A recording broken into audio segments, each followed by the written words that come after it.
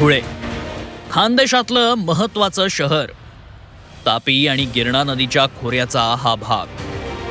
कापसाची पंढरी, कापूस, कांदा ही इथली प्रमुख पिकं. राष्ट्रीय महामार्गाचं जाळं धुळ्यात आहे. यंत्रमाग उद्योग ही धुळ्याची ओळख. मात्र राजकीय इच्छाशक्तीच्या अभावी विकासाची गंगा इथं पोहोचू शकलेली नाही. धार्मिक आणि जातीय ध्रुवीकरणामुळे विकासात धुळे मागे पडलं. दिल्ली मुंबई औद्योगिक कॉरिडॉरचं स्वप्न अधुरच आहे. MIDC मध्ये पुरेशा सुविधा नाहीत.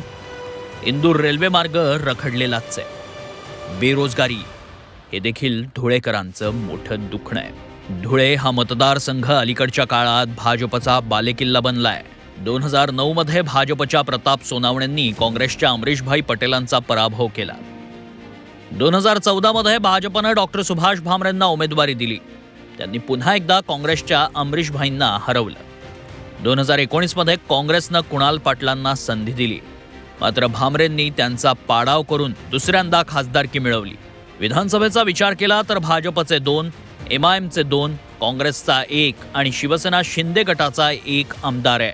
भाजपनं यंदा तिसऱ्यांदा डॉक्टर सुभाष भामरेंना मैदानात उतरवलंय. त्यांच्या उमेदवारीवर जनता काहीशी नाराज असल्याचं चित्र आहे. तर दुसरीकडे काँग्रेसनं माजी मंत्री डॉक्टर शोभा बच्छाव यांना उमेदवारी दिली आहे. मात्र त्यांच्या उमेदवारीला काँग्रेस पक्षातूनच विरोध होतोय. धुळे लोकसभा मतदारसंघातील जनतेच्या आशीर्वादाने, नेत्यांच्या आशीर्वादाने मला 10 वर्ष खासदार म्हणून मिळालेत आणि त्याच्यातले 3 वर्ष संरक्षण राज्यमंत्री होतो. मला वाटतं संरक्षण राज्यमंत्रीसारखा एवढा मोठा बहुमान कैलासवासी यशवंतराव चव्हाण आणि शरदरावजी पवार याच्यानंतर मलाच मिळाला. खासदार साहेब त्यांनी त्या ठिकाणी त्यांच्या पद्धतीने कामं केलेली आहेत. परंतु मला देखील प्रशासकीय अनुभव आहे. मी देखील माजी मंत्री आहे आणि धुळ्याचे जे काही प्रश्न आहेत ते सोडवण्यासाठी मी निश्चितपणे प्रयत्न करणार आहे. वंचित बहुजन आघाडीनं IPS अधिकारी राहिलेल्या अब्दुल रहमान यांना तिकीट दिलंय. वंचितमुळे काँग्रेसची हक्काची वोट बँक विभाजनाच्या वळणावर आहे. धुळे लोकसभा मतदारसंघामध्ये भाजपच्या विरोधात एकच उमेदवार निवडणूक रिंगणात उतरवण्याचा प्रयत्न हा विरोधकांचा आहे.